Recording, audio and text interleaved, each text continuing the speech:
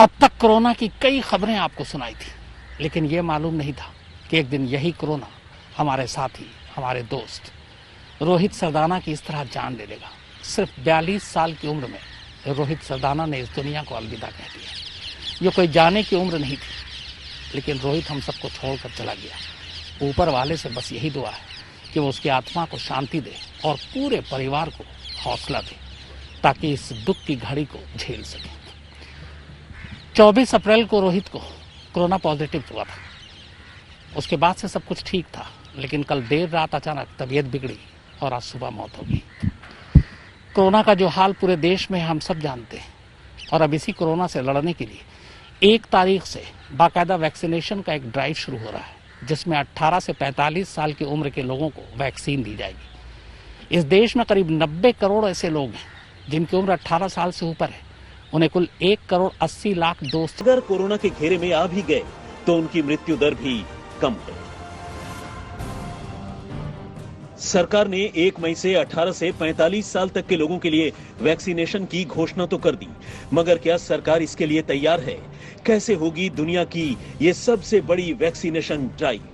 सोचिए, जहां सिर्फ रजिस्ट्रेशन करने के लिए इतनी भीड़ दौड़ी कि कोविड की ऐप का सर्वर ही क्रैश हो गया, वहां वैक्सीनेशन क्या आसान होगा? शायद नहीं। और शायद इसीलिए वैक्सीन के लिए अभी से घमासान छिड़ गया है। राज्यों से अभी ही आवाजें उठने लगी हैं कि केंद्र ने ऐलान तो कर दिया, लेकिन वैक्सीन तो हमारे पास पहुंची ही नहीं। भारत सरकार पैसा नहीं दे रही, कोई बात नहीं, हम अपने राज्य के संसाधन से जुटाएंगे, लेकिन वैक्सीन मिले तो। और जब वैक्सीन है ही नहीं तो फिर 1 तारीख को घोषणा करने का औचित्य क्या है? यदि 1 तारीख को टोकन के रूप में लगा भी दें तो फिर दूसरे दिनों का क्या होगा? और फिर आधा आबादी से ज्यादा लोगों को वैक्सीनेशन आपको करना है, तो ये तो बड़ा हास्यास्पद स्थिति बन गई है। नहीं, अभी वैक्सीन नहीं है। वैक्सीन के लिए हमने कंपनी से रिक्वेस्ट की है। अभी जैसी वैक्सीन आती है तो आपको बताएंगे।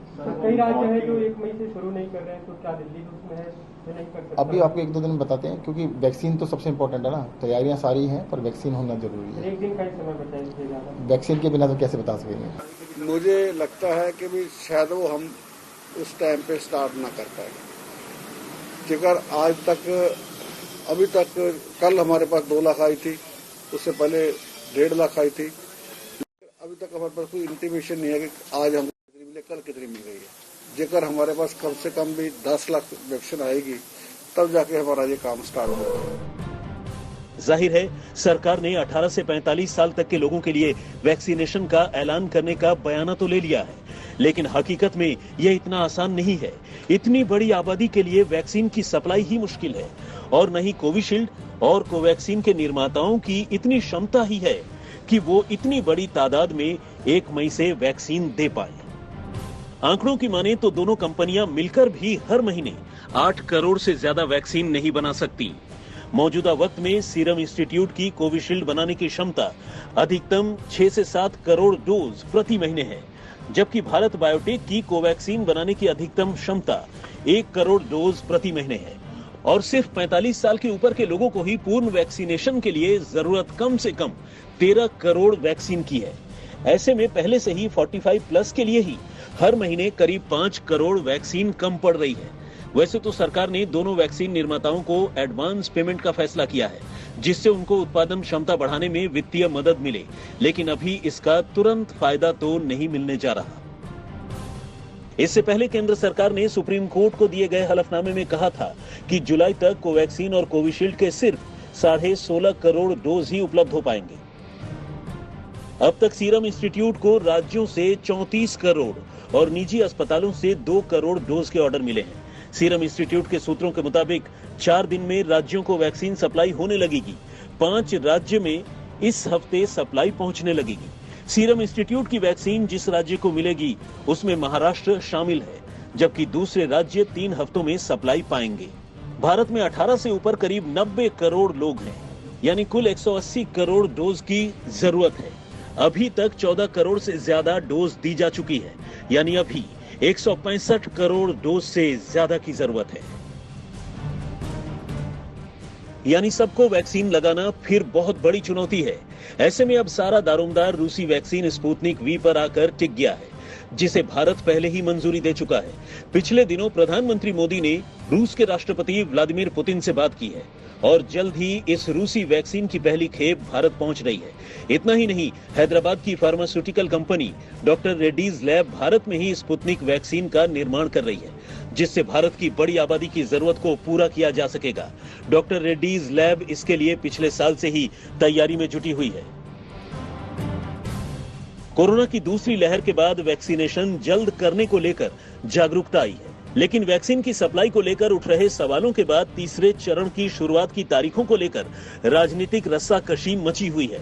इन सब के बीच सवाल वही, क्या 1 मई से 18+ के लोगों के लिए वैक्सीनेशन मुहैया हो पाएगी या फिर जनता को लगेगी सियासत की वैक्सीन? अब कुछ जमीनी हकीकत पर नजर डालते हैं ताकि वैक्सीन की मिस्ट्री थोड़ी क्लियर हो सके। दिल्ली ने भी 1,34,00,000 डोज खरीदने को मंजूरी दी है। यूपी ने अब तक कुल 1 करोड़ डोज का ऑर्डर दिया है। हरियाणा ने 66 लाख डोज मंगाए हैं, जबकि छत्तीसगढ़ ने 50 लाख डोज का ऑर्डर दिया है। मध्य प्रदेश ने कोविशील्ड के 45 लाख डोज का ऑर्डर दिया है। वहीं पंजाब ने 30 लाख डोज खरीदने को मंजूरी दी है। सर 1,34,00,000 जो वैक्सीन का ऑर्डर किया गया था, कब तक आता है? अभी देखिए, अभी जहाँ तक कंफर्म सोर्सेज तो नहीं है, अनकंफर्म पता है कि भी इतनी प्रोडक्शन तो नहीं है, परंतु जैसे ही कंपनियां हमें शेड्यूल दे देती हैं कि भी कितनी कितनी वैक्सीन कब देगी, तो तुरंत हम अभी तक शेड्यूल आपको नहीं मिला? नहीं, अभी नहीं मिला। महाराष्ट्र, राजस्थान जैसे राज्यों ने तो साफ कह दिया है कि वो 1 मई से वैक्सीनेशन नहीं शुरू कर पाएंगे, क्योंकि उन्हें अभी तक वैक्सीन ही नहीं मिली है। पंजाब, झारखंड, छत्तीसगढ़ जैसे राज्यों को भी आशंका है कि 1 मई से वैक्सीनेशन शुरू नहीं हो पाएगा। पिछले हफ्ते ही पंजाब, छत्तीसगढ़, राजस्थान और झारखंड के स्वास्थ्य मंत्रियों ने साझा वर्चुअल प्रेस कॉन्फ्रेंस में कहा था कि वैक्सीन निर्माता उन्हें तय वक्त पर ऑर्डर देने में सक्षम नहीं है। हालांकि एक मुश्किल यह भी है कि जिस तरह कोरोना के हालात पिछले दिनों बने हैं, उससे लोगों में वायरस का खौफ इतना है कि हर कोई जल्द से जल्द वैक्सीन लगवाना चाहता है, जिससे सेंटरों में अभी से लाइनें लगनी शुरू हो गई हैं। मुंबई के नेस्को वैक्सीनेशन सेंटर की ये तस्वीरें बता रही हैं कि ये जमावड़ा आने वाले वक्त में कितना और बढ़ सकता है। ऐसे में डर ये है कि टीकाकरण अभियान कहीं जान बचाने की बजाय कोरोना विस्फोट का जरिया न बन जाए। ये हाल तब है जब अभी 45 साल से ऊपर वालों को ही वैक्सीन लग रही है। सोचिए, 1 मई से जब 18 साल से ऊपर वालों को वैक्सीन लगेगी तो क्या होगा। मुंबई में यही हाल दूसरे वैक्सीनेशन सेंटरों पर भी दिख रही है। ऐसे में सवाल यह है कि क्या हमारे देश का इंफ्रास्ट्रक्चर इतने बड़े वैक्सीनेशन के लिए तैयार है? जब हिंदुस्तान के 1% कोरोना मरीजों को संभालने में ही हमारी सांसें फूलने लगी हैं, तो इतनी बड़ी आबादी का वैक्सीनेशन कैसे होगा?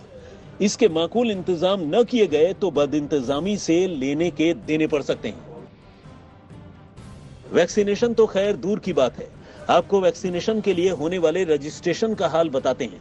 28 अप्रैल से टीकाकरण के लिए रजिस्ट्रेशन का काम शाम 4 बजे शुरू किया गया, लेकिन जैसे ही ऑनलाइन रजिस्ट्रेशन की विंडो खुली, लोग उस पर टूट पड़े। नतीजा ये रहा कि भारी दबाव के चलते वैक्सीन के रजिस्ट्रेशन की वेबसाइट ही क्रैश हो गई। जैसे तैसे गाड़ी पटरी पर लाई गई, लेकिन अभी भी बहुत से लोग रजिस्ट्रेशन नहीं करा पाए हैं। कहीं किसी को वैक्सीनेशन का स्लॉट नहीं मिल रहा, तो कहीं तकनीकी कारणों से रजिस्ट्रेशन नहीं हो पा रहे हैं। देर सवेर रजिस्ट्रेशन भी हो जाएंगे, लेकिन इतनी वैक्सीन आएगी कहां से? क्योंकि पहले ही 45 साल और उससे ऊपर के लोगों को हर जगह वैक्सीन नहीं मिल पा रही है। कई जगह वैक्सीन की कमी से सेंटर्स को बंद करना पड़ रहा है। महाराष्ट्र में क्या 1 मई से ये वैक्सीनेशन ड्राइव शुरू होगा, इस पर अभी तक कोई भी क्लैरिटी नहीं है। महाराष्ट्र सरकार का साफ कहना है कि महाराष्ट्र में जो वैक्सीनेशन की शॉर्टेज है वो बहुत ही ज्यादा है। उधर केंद्र सरकार के मुताबिक 45+ के वैक्सीनेशन प्रोग्राम के लिए राज्यों को 16 करोड़ वैक्सीन की डोज दी जा चुकी है। राज्यों के पास 1 करोड़ डोज अभी हैं, जिनमें से 57 लाख डोज का इस्तेमाल इस महीने तक होना है। केंद्र ने राज्यों से यह भी साफ कर दिया है कि प्राथमिकता ग्रुप के लिए भेजी गई वैक्सीन का इस्तेमाल 18+ वैक्सीन प्रोग्राम के लिए नहीं कर सकते। यानी इधर कुआं उधर खाई वाले हालात हैं। केंद्र और राज्यों में वैक्सीन की कीमतों को लेकर भी बहस छिड़ी हुई है। केंद्र ने 45 साल से ऊपर के लोगों को वैक्सीन 250 रुपए प्रति डोज के हिसाब से प्राइवेट अस्पताल में मुहैया कराया है, जबकि सरकारी अस्पताल में ये डोज निःशुल्क है। वहीं अब केंद्र ने राज्य सरकारों और प्राइवेट अस्पतालों को सीधे वैक्सीन निर्माता कंपनियों से वैक्सीन खरीदने को कहा है। तो राज्य सरकारों के लिए उसके दाम 400 प्रति डोज और प्राइवेट अस्पतालों के लिए 600 प्रति डोज कर दिया है। फर्रुख माभैदर, आज तक। देश में अब तक 2 ही तरह की वैक्सीन दी जा रही है, कोविशील्ड और कोवैक्सीन। हालांकि ये दोनों कंपनियां जो वैक्सीन दे रही हैं, इनका कहना है कि एक दायरे के अंदर ही वो ये वैक्सीन बना सकती है, जबकि जरूरत कहीं ज्यादा है। अब एक रूसी वैक्सीन को भी मान्यता दी गई है और उम्मीद की जा रही है कि वो वैक्सीन भी जल्दी आ जाए। हालांकि 1 तारीख से जो वैक्सीनेशन शुरू होने जा रहा है, वो कितना कामयाब होगा, इस पे सवाल है, क्योंकि वैक्सीन की सख्त कमी है।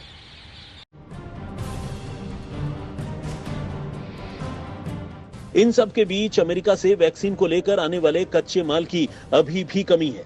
ऐसे में जब देश में वैक्सीन तय मात्रा में बनेंगी नहीं, तो 18 साल से ऊपर के लोगों को लगाई कैसे जाएगी? हालांकि स्पुतनिक वी से लेकर मॉडर्ना और फाइजर जैसी कंपनियों की वैक्सीन भी भारत लाने की तैयारी है, मगर उनकी वैक्सीन प्राइवेट सेंटर ही लगाएंगे। इन सब में भी सबसे अहम बात यह है कि 18 साल से ऊपर के वैक्सीनेशन का जिम्मा केंद्र सरकार ने राज्य सरकारों पर छोड़ दिया है। ऐसे में 18 साल से ऊपर वालों का वैक्सीनेशन कब, कितना और कैसे पूरा होगा, फिलहाल कुछ भी कहना बहुत मुश्किल है। हालांकि अच्छी बात यह है कि सरकार टीकाकरण पर मोटी धनराशि का चाहे जितना रोना रोए, लेकिन 18 साल से ऊपर के लोगों के लिए संपूर्ण टीकाकरण में कुल 67,193 करोड़ रुपए खर्च होंगे। इंडिया रेटिंग्स एंड रिसर्च के मुताबिक ये देश की जीडीपी का महज 0.36% हिस्सा है। लेकिन अगर सरकार का रवैया वैसा ही रहा जैसा कि अभी कोरोना के मरीजों को लेकर है, तो ये मानकर चलिए कि वैक्सीन की मौजूदा तादाद पूरी नहीं पड़ने वाली। आंकड़े इस तरफ इशारा भी कर रहे हैं। देश में 18 साल से ज्यादा उम्र के लोगों की आबादी करीब 93 करोड़ है। ऐसे में 13 करोड़ से ज्यादा लोगों को वैक्सीन दी जा चुकी है, तो करीब 80 करोड़ लोग बचते हैं।